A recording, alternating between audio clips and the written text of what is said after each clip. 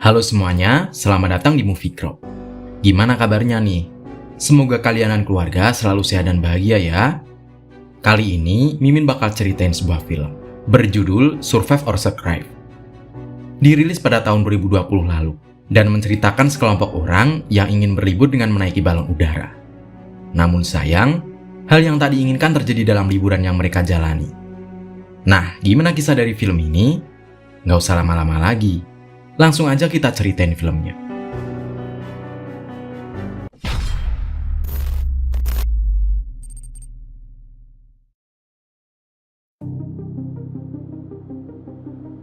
Film diawali dengan diperlihatkannya wahana balon udara yang sedang dipersiapkan untuk para wisatawan. Ada seorang wanita bernama Xenia yang sedang menunggu saudaranya bernama Jenny.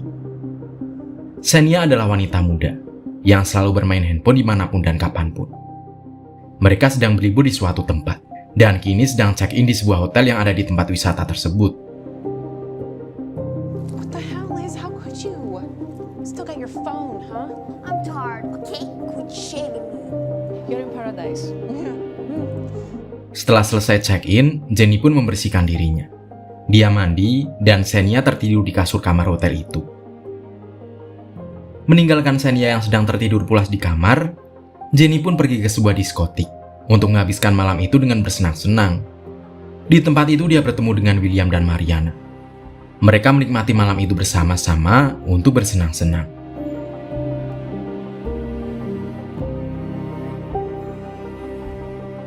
Keesokan harinya, Jenny pergi bersama Mariana, William, dan Diljon.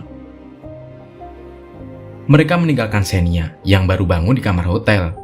Tujuan mereka adalah berwisata, menaiki wahana balon udara yang sangat terkenal di daerah tersebut.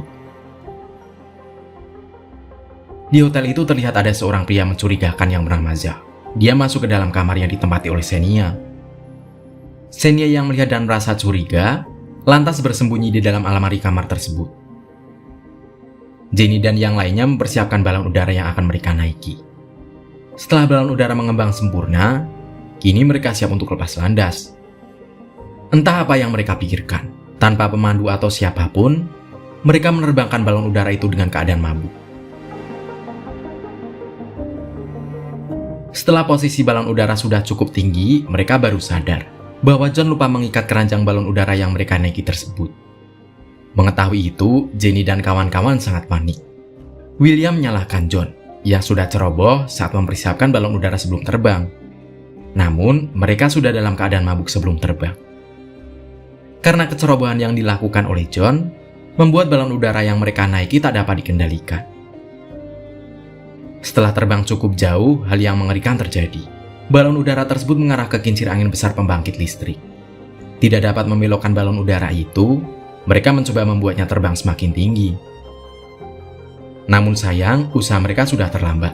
Kincir angin tetap mengenai keranjang balon udara, yang menyebabkan satu sisi keranjang rusak. Kejadian itu membuat John terjatuh dari ketinggian.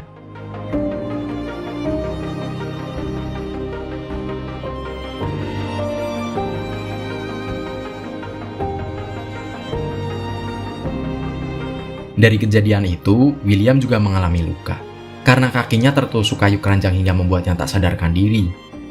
Luka di kaki William mengeluarkan cukup banyak darah. Melihat itu, Jenny pun berinisiatif menggunakan bajunya untuk menutup luka pada kaki William. Beberapa saat kemudian William pun sadar. Namun di saat bersamaan, balon udara sudah terbang tinggi di atas awan. John yang sebelumnya dikira sudah terjatuh, ternyata berhasil selamat dan bergelantungan pada seutas tambang di balon itu. Mariana berusaha menggapai tangan John, yang bergelantungan berusaha kembali ke dalam ranjang. Beberapa kali mencoba, Mariana selalu gagal untuk menggapainya. Hingga saat John masuk ke dalam gumpalan awan, dia pun menghilang terjatuh ke bawah. Yang mana posisi mereka saat ini adalah di atas lautan. Beberapa lama terbang, kini hari sudah semakin siang. Semakin tinggi dan semakin jauh mereka terbang, semakin menyesal mereka dengan kecerobohan yang sudah dilakukan. Yang mana kecerobohan utama dari semua yang mereka alami diawali dari mabuk-mabukan.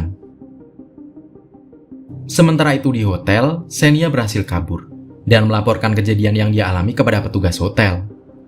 Mendapat laporan dari Xenia, petugas hotel memanggil kepolisian setempat. Dalam interogasinya, sang polisi malah menganggap bahwa Xenia telah menipunya dan mengada-ngada cerita. Jenny terlihat sedang mencari sinyal menggunakan handphonenya. Tentu saja, di ketinggian tersebut, mereka tidak akan mendapatkan sinyal sama sekali. Setelah terbang cukup jauh, akhirnya balon udara yang mereka naiki dapat turun sedikit demi sedikit. Namun, posisinya yang ada di atas lautan membuat mereka semakin bingung saat mendarat. Di bawah terlihat ada sebuah kapal yak yang berlayar tak jauh dari balon udara. Jenny dan yang lainnya meminta tolong dengan melambaikan tangan. Namun, orang yang ada di yak mengira bahwa orang yang ada di balon udara sedang menyapa mereka, bukan untuk meminta pertolongan. Kapal yak itu sudah semakin jauh pergi meninggalkan balon udara. William yang kakinya terluka juga berusaha bangkit untuk meminta pertolongan.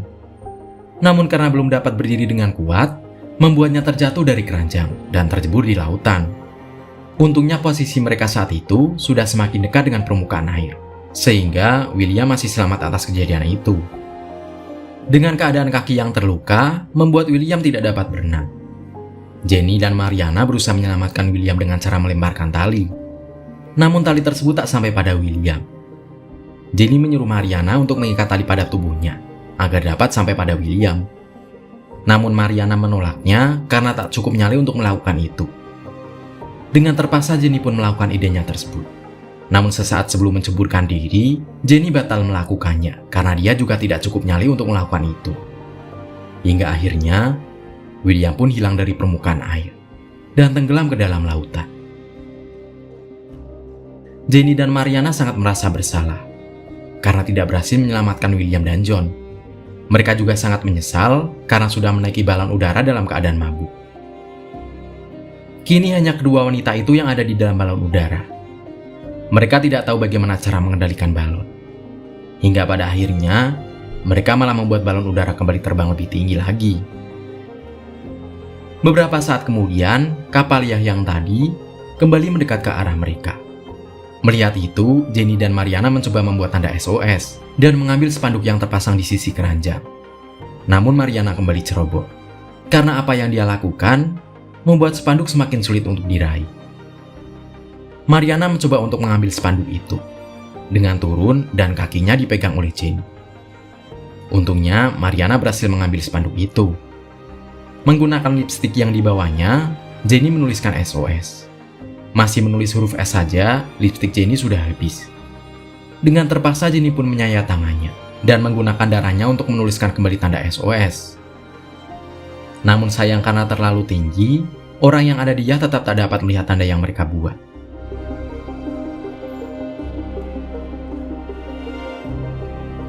Karena tangan Jenny yang terluka cukup parah, Mariana pun melepaskan bajunya dan menggunakannya untuk membalut luka yang ada pada tangan Jenny. Saat itu Jenny menyadari bahwa gas pada balon udara itu sudah mulai habis. Dia berniat mengganti tabung gas dengan tabung yang masih terisi. Namun sayang, api yang menyala kini sudah padam. Dan mereka tidak tahu bagaimana cara menyalakan api tersebut. Mereka terus berpikir bagaimana cara untuk membuat api darurat.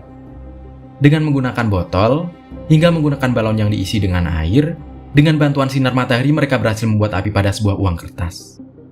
Dan pada akhirnya, api pada balon udara dapat menyala kembali. Balon udara kembali mengembang dan entah akan sampai mana mereka mendarat. Jenny dan Mariana hanya berharap mereka akan mendarat di sebuah daratan agar dapat lebih mudah untuk bertahan hidup. Sementara itu Xenia yang ada di daratan sedang berada di mobil dengan seorang perempuan bernama Sofia. Mereka berniat mencari Jenny karena hingga sore itu, Jenny tak kunjung kembali ke hotel. Setelah sampai di tempat peluncuran balon udara, Xenia melihat rekaman dashcam pada mobil John. Dalam rekaman itu terlihat, Jenny dan kawan-kawan terbang menggunakan balon udara dalam keadaan mabuk. Sementara itu di balon udara, Jenny dan Mariana memiliki ide untuk membuat asap sebagai tanda darurat. Namun sayang, di sekeliling mereka tidak ada kapal ataupun pesawat yang lewat. Singkat cerita, gas pada balon udara mereka sudah habis. Hingga balon udara mereka kini tidak dapat untuk terbang lagi dan mendarat di atas permukaan air laut. Mereka sangat panik saat itu, karena berpikir sangat tak mungkin untuk bertahan hidup dalam keadaan tidak membawa bekal apapun saat itu. Sementara itu di darat, Xenia dan Sofia berinisiatif mencari Jenny menggunakan sebuah boot. Karena dalam rekaman dashcam menunjukkan balon udara tersebut mengarah ke lautan. Mereka langsung berlayar ke tengah lautan. Namun naas, di tengah lautan boot yang mereka naiki bocor. Xenia tidak terlihat panik. Dia meminta handphone milik Sofia. Dan entah bagaimana caranya, dia menambal boot itu menggunakan handphone milik Sofia. Sementara itu, Jenny dan Mariana sudah dalam keadaan sangat panik. Balon udara mereka kini benar-benar sudah karam di lautan. Tak ada tempat berpijak untuk mereka. Untungnya, mereka menemukan tabung gas kosong yang sebelumnya ada di balon udara. Tabung gas tersebut dapat mereka gunakan sebagai pelampung.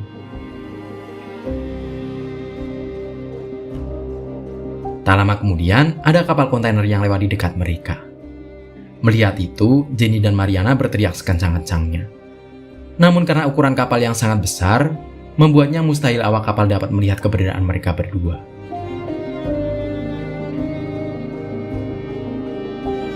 Mereka sudah sangat putus asa dengan nasib mereka. Terombang-ambing berdua di tengah lautan, tanpa pakaian lengkap, tanpa makanan, tanpa perlengkapan, dan hanya mengapung dengan sebuah tabung gas saja. Di ujung senja, Jenny melihat ada sebuah boot di dekat mereka. Dan itu adalah boot yang dinaiki Xenia dan Sofia. Nasib baik masih menghampiri mereka. Jenny menemukan kaca kosmetik yang dia bawa sebelumnya. Menggunakan kaca itu, dia memantulkan sisa cahaya matahari yang hampir terbenam sepenuhnya untuk memberikan tanda pada Xenia. Xenia yang melihat tanda itu kemudian langsung menghampiri Jenny dan Mariana. Hingga mereka pun berhasil naik ke boot dan selamat.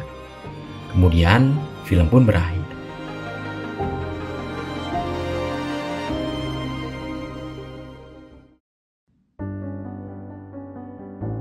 Pesan moral yang dapat kita petik dari film ini adalah jauhi miras. Bawalah bekal saat berpergian dan juga selalu teliti sebelum melakukan apapun. Nah, menurut kamu, pesan moral apa yang dapat kita petik dari film ini? Dan seperti biasa nih, dari 1 sampai 10, berapa nilai yang mau kamu kasih buat film ini? Tulis pendapatmu di kolom komentar ya. Sekian cerita kali ini, semoga kalian suka dan terhibur. Makasih udah nonton bareng sama Mimin. Mimin pamit, dadah!